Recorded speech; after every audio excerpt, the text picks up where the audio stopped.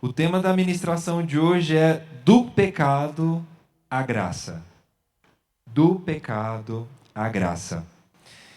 E, como os irmãos sabem, na nossa série, que vocês têm aqui exclusivamente comigo, na carta à igreja em Éfeso, hoje a nossa ministração está lá. É sequência.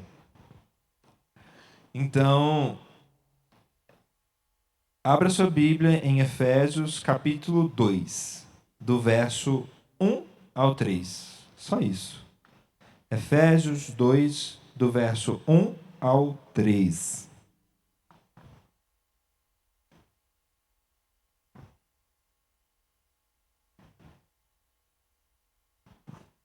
Aê! Quantos acharam? Amém? Achou, pastor? Então vamos ler. Ele vos deu vida, estando vós mortos nos vossos delitos e pecados, nos quais andastes outrora, segundo o curso deste mundo, segundo o príncipe da potestade do ar, do espírito que agora atua nos filhos da desobediência, entre os quais também todos nós andamos outrora, segundo as inclinações da nossa carne, fazendo a vontade da carne e dos pensamentos, e éramos por natureza filhos da ira, como também os demais. Glória a Deus. Vamos orar mais uma vez? Baixa a sua cabeça. Deus, nós queremos entender aquilo que o Senhor tem a falar ao nosso coração através do texto que nós acabamos de ler, meu Pai. Que o Senhor ministre a nós, meu Pai, e que nem que seja uma informação transformadora para a nossa vida, que a gente saia daqui hoje carregando. Que de tudo que for dito, pelo menos uma coisa a gente leve. Então que a gente tenha esse coração que quer capturar, que quer prender a sua palavra no nosso coração, para que a gente, a cada dia mais, venhamos nos apaixonar pelas tuas escrituras. Amém. Glória a Deus. Amém. Vocês podem deixar o texto projetado, que a gente vai seguindo. Pode deixar lá, Efésios 2:1. Se nós estamos em uma série, pelo menos na minha cabeça, a gente tem que partir de um ponto, né? A gente precisa dar uma contextualizada. E o capítulo 2, ele está diretamente relacionado com o capítulo 1, especialmente o versículo 14. Acredito que vocês já não estejam mais com a Bíblia aberta, mas se vocês quiserem deixar a Bíblia aberta para ir folheando, para vocês visualizarem, isso é interessante, facilita a compreensão. Então, do verso 3 até o verso 14, o apóstolo Paulo pregou sobre salvação, sobre a graça salvadora de Deus Pai, de Deus Filho e do Espírito Santo. O apóstolo Paulo trouxe isso para a gente. E no verso 15, isso no capítulo 1, do verso 15 até o verso 23, o apóstolo Paulo fez uma oração. E essa oração é como se fosse uma pause. Então, o apóstolo Paulo estava falando sobre salvação, vocês foram salvos, Deus abençoou, vocês foram resgatados, vocês têm vida. E aí ele ora, como se fosse uma ministração, uma pregação. Falei, vamos dar uma pausa aqui para garantir aquilo que já foi ministrado. Então, deixa eu orar. Espírito Santo, ilumine os olhos da sua igreja. Quando o teu povo ler essa escritura, que o entendimento seja iluminado pelo teu Espírito, para que eles compreendam a profundidade das tuas verdades, a profundidade da obra redentora na vida deles. Então, é exatamente isso que o apóstolo Paulo faz. Do verso 15 até o verso 23, ele ora. E no capítulo 2... como eu falei que a oração foi uma pausa, o capítulo 2 é exatamente a conexão com o verso 14, ou seja, o apóstolo Paulo está falando ali de salvação, e aí ele conecta automaticamente. Ele vos deu vida através da salvação, e aí ele conta o nosso estado, que aí é a mensagem de hoje. Deu para entender o contexto? Deu? Amém? Se tiver com dúvida, pode levantar a mão. Alguém levanta a mão? Não? Então todo mundo entendeu. Amém. E ainda a título de contexto, para que a gente entre no entendimento do texto já sabendo o conteúdo propriamente, nós temos uma exposição do apóstolo Paulo que ele traz uma importância, ele coloca luz em uma coisa que às vezes a gente vai caminhando, vai deixando para trás, mas é muito importante. Por isso que o título é do pecado à graça. Então o que o apóstolo Paulo está querendo nos dizer? Que tão importante quanto a compreensão na nossa mente, coração acerca da graça é a compreensão acerca do pecado. Eu diria até mais, para que você compreenda a graça, é um requisito, um pré-requisito indispensável com que você compreenda o pecado, compreenda a condição, os efeitos do pecado no homem. Então não tem como compreender a graça sem antes compreender o pecado. É como uma analogia, é como um doente. Ele está doente. Ele é um pecador. Só que ele não se vê nessa condição. Portanto, a graça para ele nunca vai fazer efeito. Ele nunca vai procurar essa graça, porque ele não se enxerga nessa condição. A partir do momento que o ser humano, uma luz ilumina, que nós sabemos quem desperta essa luz é Deus. A partir do momento que o ser humano compreende sua condição de pecador, aí os olhos dele vai se abrir para a graça. Então, tão importante quanto a graça é a compreensão do pecado. Do pecado à graça de Deus. Se fosse para a gente terminar, a gente podia ter terminado a mensagem. Que esse é o conteúdo do que nós vamos aprender. Se fosse para ir embora, já podia.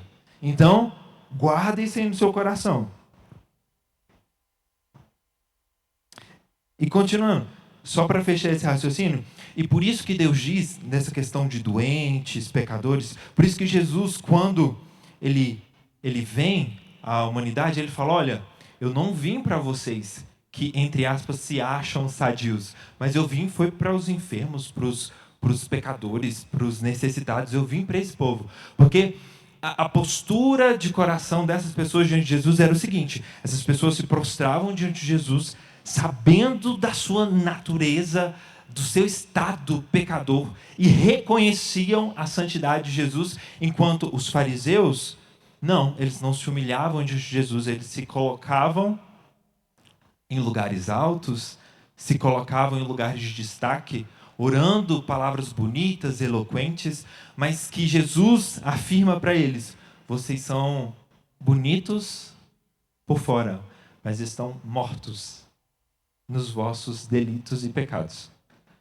Porque a compreensão do pecado, ela é essencial para se alcançar a graça de Deus. Verso 1, que já está aí na tela para você. Ele vos deu vida, estando vós mortos nos vossos delitos e pecados.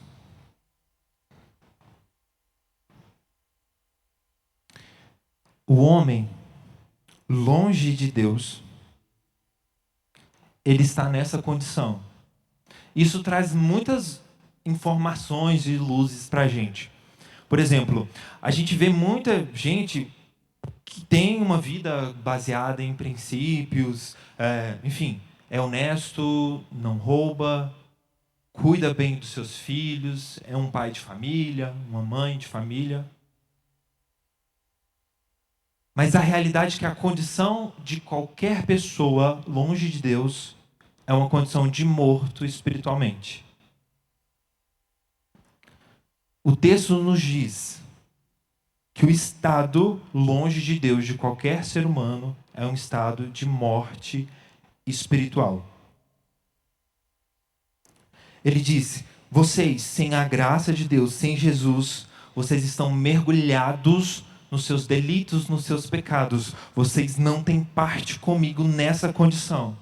Vocês estão separados de mim, vocês estão condenados. Só que o início ele diz: mas ele vos deu vida. E aí é a conexão perfeita com o capítulo 1, a obra redentora, o plano que foi executado antes da fundação do mundo, gerado em Deus Pai, concretizado em Deus Filho e Espírito Santo, e Deus Filho e selados pelo Espírito Santo. É justamente essa conexão de raciocínio que o apóstolo Paulo nos traz. O seu estado era esse, longe de Deus, mas você foi conectado a Ele através de Cristo. Ele vos deu vida. Esse era o nosso estado, mortos espiritualmente. No verso 2, o apóstolo Paulo continua: nos quais andastes outrora. E aqui só um detalhe. O apóstolo Paulo fala andastes, como se ele não fizesse parte. É justamente a pregação a que essa carta estava direcionada ao povo gentil. Então, vocês, gentios, andavam outrora nesse pecado, separados de Deus. Que é a conexão lá com o capítulo 1, verso 12. A fim de sermos para o louvor de sua glória. Nós, os que antemão esperamos em Cristo, e também vós, ou seja, vocês, gentios, depois que ouvistes a palavra da verdade, o evangelho da vossa salvação, tendo ele também crido, fostes selados com o Espírito da promessa. Então, o apóstolo Paulo, ele dirige essa comunicação para o povo gentil nesse contexto. E, logo na sequência, o apóstolo Paulo diz que vocês andavam outrora, segundo o curso deste mundo, segundo o príncipe da potestade do ar, do espírito que agora atua nos filhos da desobediência. Apóstolo Paulo nos ensina aqui que não existe neutralidade diante de Deus. Não existe a neutralidade. Quantos de nós já ouvimos aquela expressão? O em cima do muro já é do maligno. Não existe um ponto de neutralidade. Ou você faz parte, entende a obra redentora, é convidado por Deus a fazer parte dessa família, ou você está na condição de morto espiritual diante de Deus. Não existe neutralidade, porque o mundo, esse sistema caído, essa cultura que leva toda a população a vestir o mesmo figurino, a caminhar da mesma forma, a falar da mesma forma, já é dominado pelo inimigo. Então, não existe um ponto que você fala, não quero saber de Deus, não quero saber do inimigo, não. Se a pessoa tem esse pensamento, ela já está no campo do inimigo. Porque não existe um meio termo. Satanás, ele governa o mundo. Como eu expliquei, a cultura, o sistema, tudo que gira nesse mundo, festas, todo esse sistema de cultura, de entretenimento, o inimigo governa. Então, se uma pessoa longe de Deus, ela se propõe a se aventurar no mundo, ela simplesmente vai encaixar naquela forma e vai ser escravizada pelo sistema, por Satanás. É isso que o apóstolo Paulo está querendo nos dizer. Não adianta achar que você está de boa, não quer saber de igreja. Um conhecido meu, ele não quer saber de igreja, mas ele está seguindo a vida dele, eu acho que está ok. Não. Longe de Deus, não existe outro caminho senão a morte. Só existe vida em Deus. É isso que o apóstolo Paulo está querendo dizer. Não tem neutralidade, não adianta. Ou é vida ou é morte. E aí é o convite de Deus. Escolhe, pois, a vida, a abundante vida. E ele continua. Não basta seguir os cursos desse mundo. Príncipe da potestade do ar. O apóstolo Paulo faz referência direta ao príncipe da potestade, ou seja, a Satanás. E essa expressão é uma referência ao nível espiritual em que Satanás atua. Ele está nas regiões espirituais, ele está ao nosso derredor. Por isso que o texto faz essa referência. Príncipe da potestade do ar. Então, o apóstolo Paulo está dizendo, segundo Satanás governa, as pessoas andam longe de Deus. E além disso, esse espírito, ele atua nos filhos da desobediência. E o que significa essa atuação? É justamente essa influência,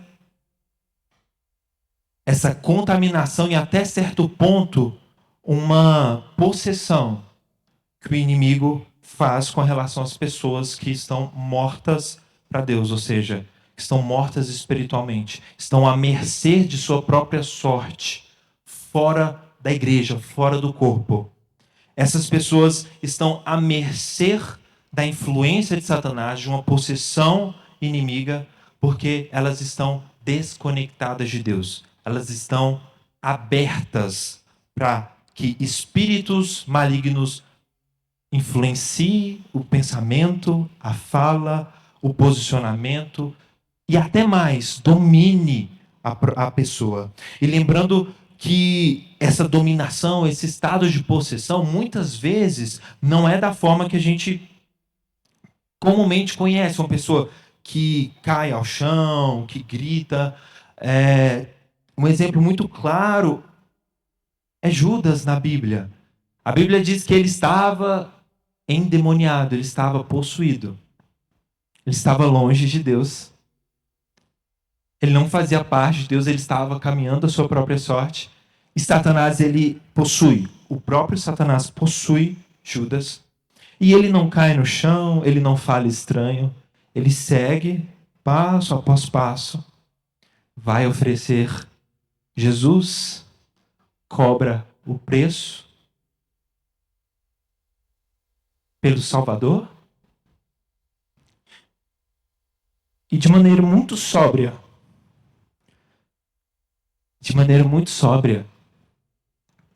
mas dominado por Satanás, ele toma essa decisão. Isso tem que arder no nosso coração. Isso tem que arder no nosso coração, porque era essa a nossa condição. E é essa a condição das pessoas que estão lá fora. Objeto do domínio e do controle de Satanás. Isso precisa arder no nosso coração. Não existe neutralidade. Não tem ninguém que está lá fora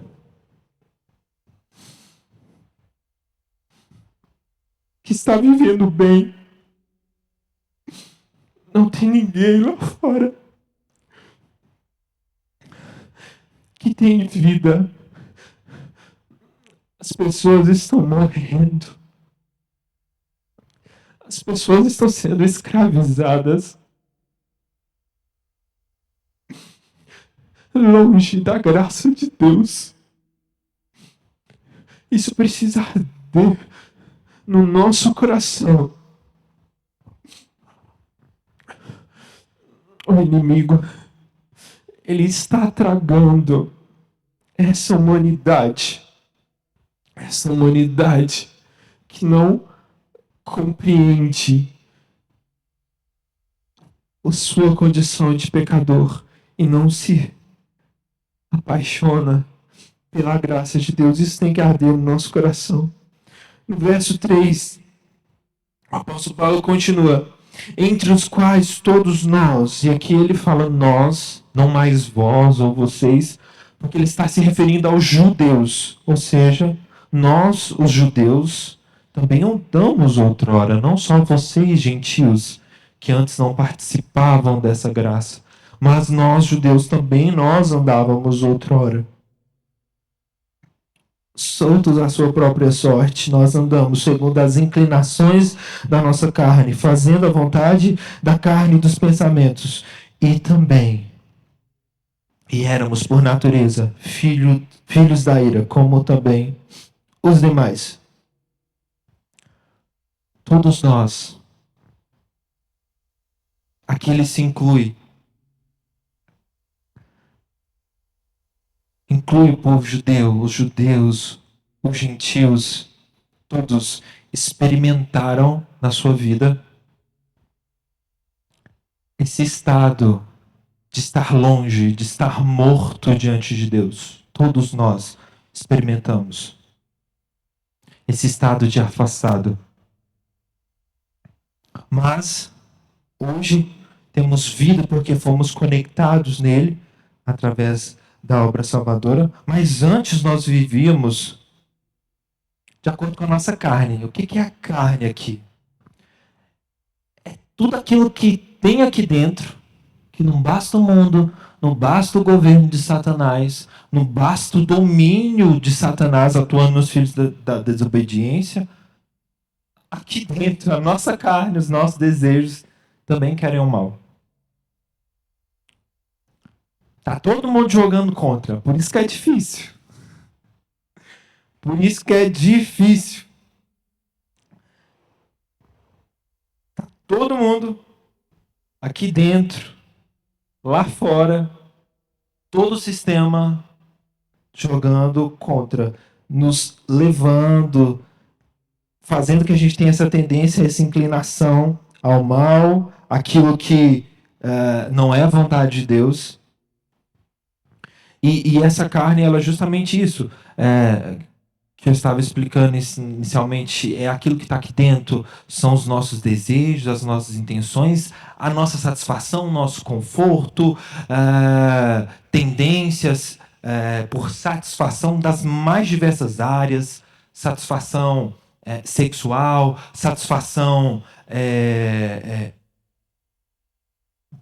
pessoal, qualquer sentimento que há em você, qualquer coisa que há em você tem essa tendência a se inclinar para o mal.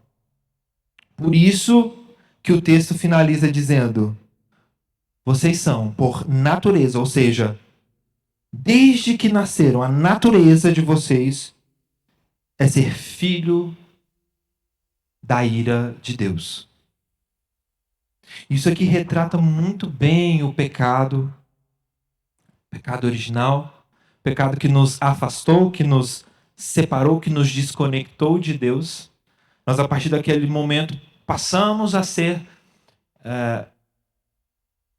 nascer em pecado, nós passamos a estar separados de Deus.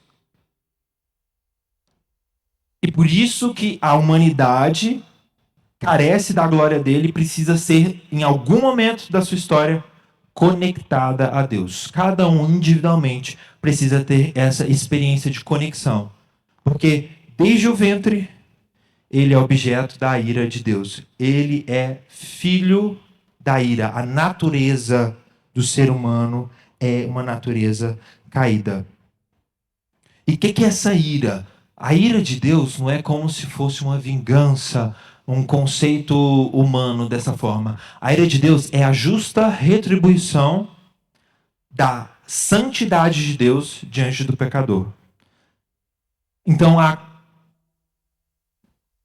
humanidade, aqueles que estão separados de Deus, no momento que forem lançados no inferno, no lago de fogo, essas pessoas serão objetos da ira de Deus, que é uma justa manifestação da santidade dele.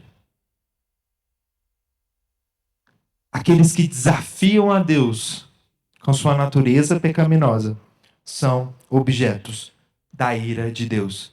Por isso que eles precisam ser conectados através da obra redentora. Amém? Glória a Deus. Do jeito que você está aí, do jeitinho que você está aí, vamos orar? E eu quero que você ore. Eu quero que você ore. E essa oração vai ser as nossas considerações finais. Eu quero que você ore por você, especificamente, para que aí dentro de você, essa compreensão do seu estado anterior de pecado, de morte, nunca, nunca, nunca distancie 1 milímetro de sequer da sua consciência diária, para que você a cada dia seja apaixonado pela graça de Deus. Porque você sabe claramente quem você é, a sua natureza. E você é apaixonado pela glória de Deus, pela graça de Deus diariamente. Ou seja, compreenda o pecado, o seu estado anterior, o seu desafio hoje com o pecado, com falhas de caráter, e se apaixone pela graça de Deus diariamente. E um outro ponto que eu quero que a gente ore é orar para que os nossos olhos se abram para a humanidade, para um povo que está lá fora, à mercê do inimigo, à mercê do sistema e à mercê do mundo, que o nosso coração se desperte desses dois pontos.